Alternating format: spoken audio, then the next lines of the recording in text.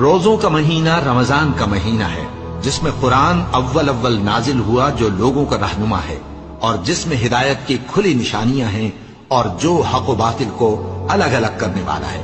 تو جو کوئی تم میں سے اس مہینے میں موجود ہو چاہیے کہ پورے مہینے کے روزے رکھے، اور جو بیمار ہو یا سفر میں ہو تو دوسرے دنوں میں روزے رکھ کر ان کا شمار پورا کر لے۔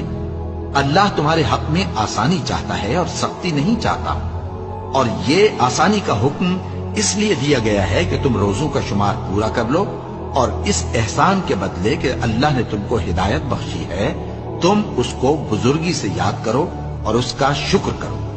اور اے پیغمبر، جب تم سے میرے بندے میرے بارے میں دریافت کریں تو انہیں معلوم ہو کہ میں تو تمہارے پاس ہی ہوں۔ جب کوئی پکارنے والا مجھے پکارتا ہے تو میں اس کی دعا قبول کرتا ہوں۔ تو ان کو چاہیے کہ میرے حکموں کو مانیں اور مجھ پر ایمان رکھیں تاکہ نیک رستہ پائیں۔